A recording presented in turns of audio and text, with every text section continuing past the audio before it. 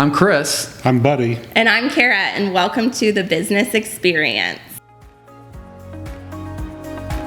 Now it's time to meet your hosts. Dr. Chris Alexander has founded over 5 businesses. Kara Turner is the founder of a B2B marketing agency. And Buddy Powers has perfected the product development and commercialization process. Let's get into the episode. So today we are going to be talking about cultivating company culture. So this is something near and dear to my heart. Mm-hmm. So I looked up a few statistics. You like the statistic thing. We're going to start with this. That's good. Everybody likes statistics. Are they verified? They're verified by me, and that's all that matters. CDC statistics. I am the CDC. Okay. We'll trust your numbers, Kara. What are they? Okay, 75% of people don't quit their jobs, they quit their bosses. I would agree with that. I like that. I think it's higher. I do too. I was going to say probably more like 90 to 95%. Okay, companies with engaged employees outperform those without them by 202%. Wow. I'd like to see the math on that. But I like the trend though. I could not do that math because I'm not a math person, but you could.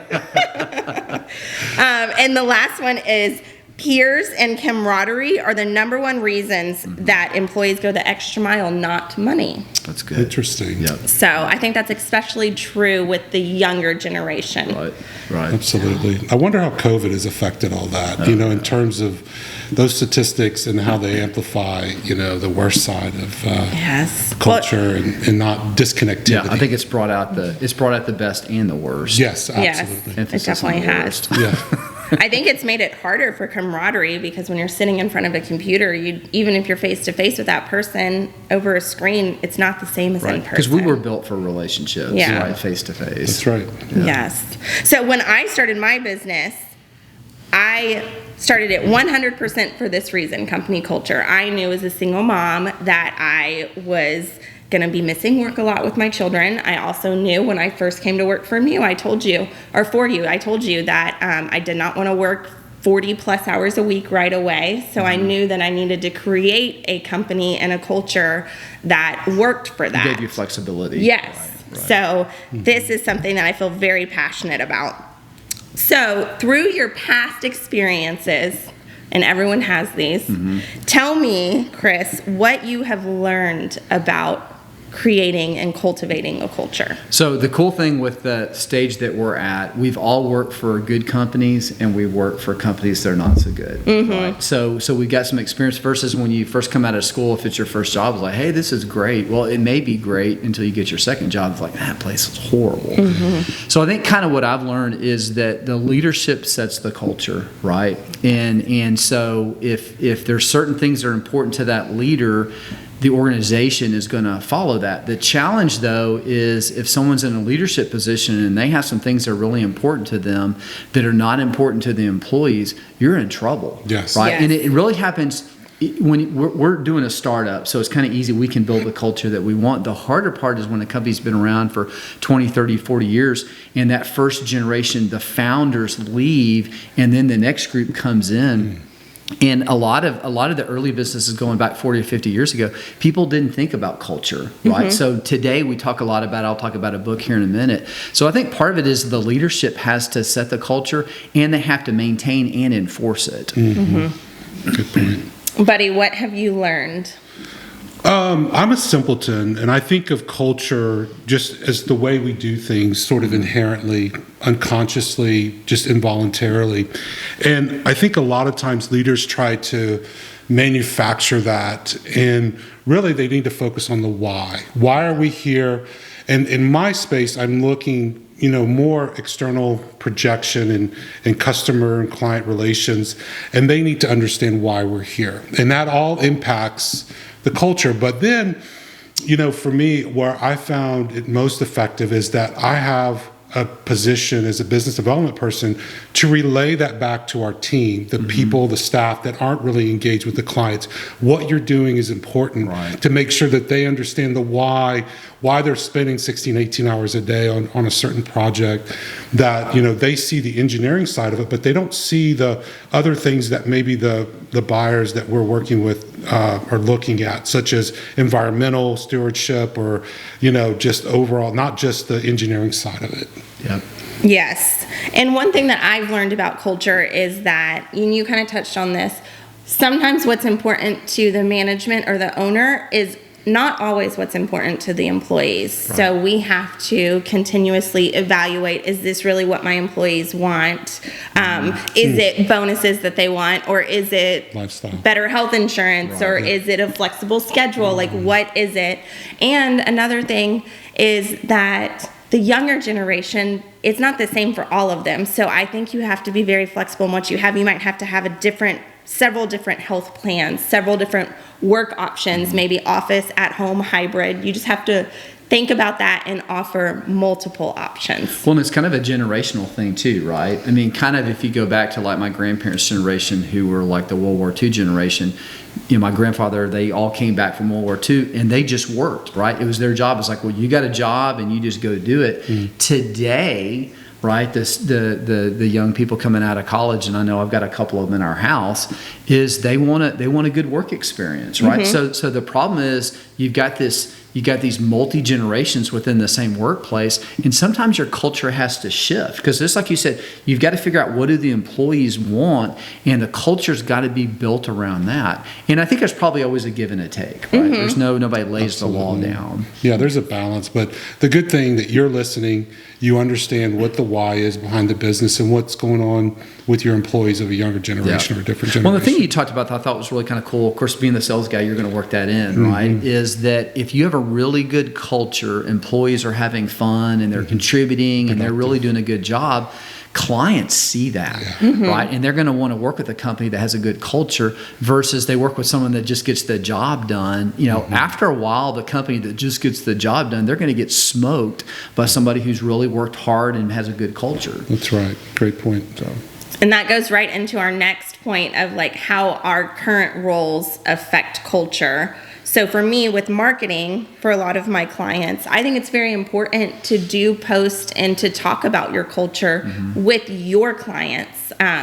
It's not just enough to get the job done and to be on time and to be on budget. All of that is extremely important. Right. But other companies can do that too. It's about how you treat your employees, how you treat the people you work with. Yeah. So I feel like your job is pretty easy on how you influence culture, but expand on that a little more. So, of course, I'm always going to have a book. So the book I've got today is Traction by Gina Wickman, and we're big fans of Traction. Yes. I know mm-hmm. Buddy kind of went through it even before I kind of got into it. So we have a consultant named Jeff Bain. Jeff, hopefully you'll watch this. I mean, he is awesome. And, yes. and we're not easy to manage because we've got a lot of energy and we're probably some of the more subdued of our staff. Mm-hmm. And he comes in and he can manage this circus. But it's one of the things that he did, which I think was brilliant. So he got on a whiteboard and he said, I want you to list for me 2 to 3 employees that you think are great employees or people you'd like to work for ADV. He said, but they can't be in this room. So he gives us a couple of minutes, and so we do our little thing, and then he starts listing all these names on the board. And what was cool, we had a couple of employees that they were listed multiple times. So mm-hmm. maybe you'd like them, I'd like them. And then, so that's kind of the first column. Then the second column, he said, well, tell me what is it about this person that you like? Mm-hmm. So he started listing the traits. And so he basically went through this process, and eventually he identified 5, which I thought were really cool. Now, I love acronyms because it helps me remember things. So he did make an acronym for us, but I got the 5 things. I'm sitting on my couch and actually wrote a LinkedIn article about it, and it was part of my speech. That's great. So I'm like, I read it. I know. Well, thank you. Yeah, you're better than my kids. They don't read anything I write. But so basically, our 5 core values, the acronym is TREAT, which I really like because mm-hmm. our core values determine how we treat employees. Absolutely. And so the first one is trustworthy. Okay, we want our employees to be able to trust them. It's a super important part, especially in the consulting business, because we trust people with information. Mm-hmm. The next one is resourceful, which means if you've got a job to do, you got to figure out how to do it. You can ask for help, but ultimately you're responsible. So TR.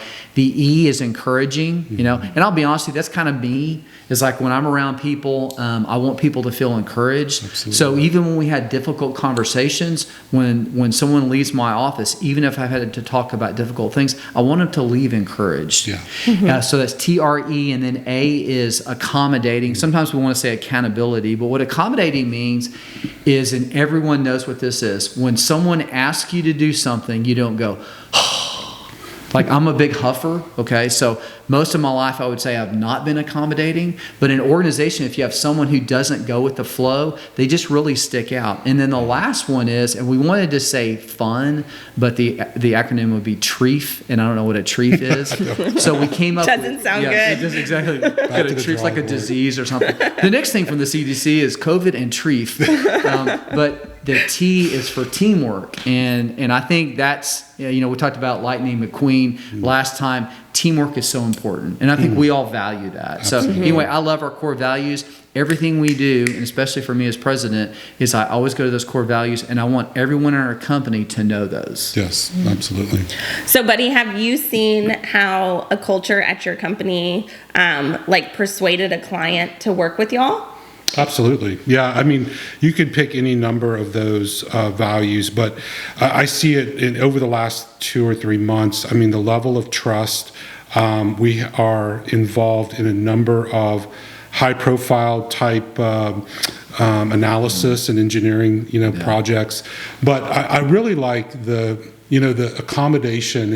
I always think of my pleasure, or the balance of empathy and ego, and that's really what started that part of that discussion was, as we want to serve our clients, but at the same time we are high capacity. We do a lot of good things. We want to make sure that's projected out to the clients. They want to see that, right?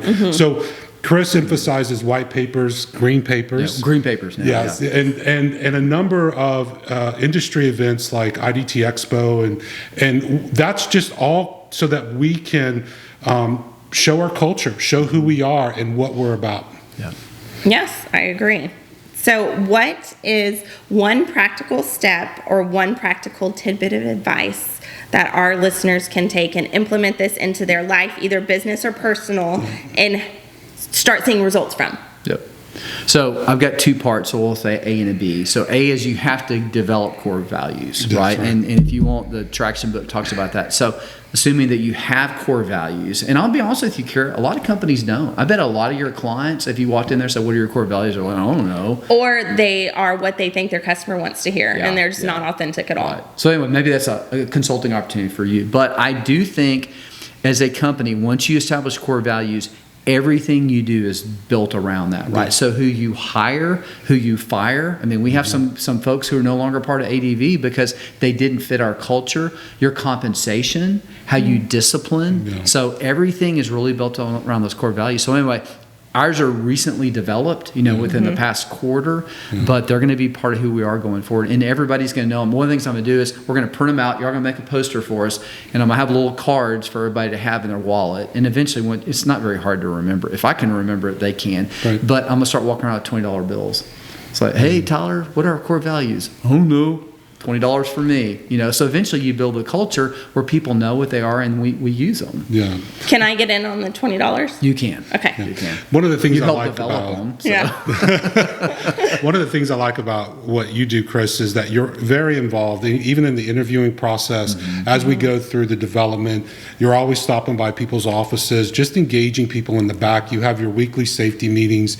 You know what's going on in the company, and though we're small and it may be a bigger challenge as we get bigger, but that really does help with culture and and getting a feel for it. Can creep, it can change. We mentioned that it's dynamic, it doesn't ever stay the same, and people that think that it does really get left behind. Right, that's a good point. Yes, I think that you said develop core values. I completely agree. I think you need to sit down and literally make a list of thinking about business and personal life. What do I want? What do I aspire to be? What am I? And what do I not want? And I think that's a very good first step to coming up with your core values. For sure. So I know my list of what I don't want to be is this long. What I want to be is this long. And that's kind of a life thing too, right? Yes. I mean, it's important to figure out, where you are in your life. What do I not want to become? And ask people, do you see these things? I mean, be transparent and vulnerable with people, which is not easy to do. You know what? I saw a really funny TikTok, and it was a boss that like was tracking her dating life, and it was about like what she didn't want, what she wanted, what she had, what she didn't have, like past relationships. I feel like we need a whiteboard, but it's gonna have to be like the size of this house to track all my mistakes. Yeah, what you don't want. Yeah, exactly. You show up at a date with a clipboard. That's probably not. I wasn't expecting a TikTok reference. Yeah. Good job. That's good. Wow. I'm just trying to keep y'all young. That's Yeah, great. exactly. Yeah, exactly. Good culture. Good cultural moment. Yeah. For me, I want to stress one other thing. I mean, I think the core values are extremely important, obviously, to maintain that why behind the culture, but also the formation of your history, right? And understanding that you have a story to tell. The industry, maybe, that you're working in isn't interested as you are in that story, but you have it there for them to understand where your baseline is, right? And why you're doing the things you're doing. Yeah. It's kind of like family photos, right? Yeah, exactly. There's a 5-second, that's nice. Oh, that's nice, but I don't want to see all your family photos vacation. Yeah. Even if you went to Colorado. Yeah. Reminds me of my Easter photos where all my kids were like this. Yeah. Yeah, we saw those. Yeah. Apparently my core values at home aren't working. Okay, so what is the main takeaway from this podcast? What I liked that Buddy said is that owners need to be involved in coming up with the core values, even as you get bigger. I think as your company grows and you get bigger, even small, and you're trying to handle all the different hats that you're having to wear, that sometimes we have a tendency to delegate things that we should not delegate. Yeah. So this is one of the things that I don't feel an owner should ever delegate. They should get lots of input from people, but they should be the ones that's making the final decisions. That's good. Yeah, because they need to own it. That's right. Yeah. So Chris, what about you? Man, we talked about a lot of good stuff today. I do agree with you. I think the owner or the president or CEO, he or she need to embrace those core values, and they need to constantly remind people, right? Because we have short memories. And this book talks a lot about is that like you have to hear something 7 times before it really becomes part of your DNA. And sometimes you feel like a broken record, like me walking around and giving $20 bills. It's a little cheesy, but what happens a year from now, everybody understands, and they can hold each other accountable, right? So like 2 employees have an interaction and one of them doesn't feel encouraged and say, look, man, I didn't feel encouraged in that. Yeah. And I think when you can get employees that start thinking like that, man, that's powerful. And it makes leadership easier, right? When everybody buys into it, it's like you don't have to walk around and be dogmatic about it. It's just part of your DNA. Yeah, kind of stole mine because it is. The culture is the mortar that kind of holds. Yeah, you did. You connected there. So I will expand out on the client engagement, but culture is the mortar that holds the bricks together in your office. Because Chris is not everywhere, I'm not everywhere, you're not everywhere. So employees are engaging, and hopefully they take those values and engage each other, right? And that's how you have sustainability. But for me, it's beyond having a productive workplace, but with clients that are engaging our people, I want them to have a great experience, right? And that is can only come from a solid culture. You can produce good work product. You can actually do very good work technically, but if you're not engaging them in the right way and looking out for their best interest and applying the core values there, you're going to have a report that goes in the desk and then it gets lost forever. And that's one of my biggest fears in terms of what we do at ADV. Right. Yeah. You want to last. Yes, absolutely. I want it to be helpful and beneficial. Yes. Cool. Definitely. Well, I think that having a great culture and also showing that in your marketing is what's going to keep you top of mind for clients. Yeah. So. You do a good job of that. Good.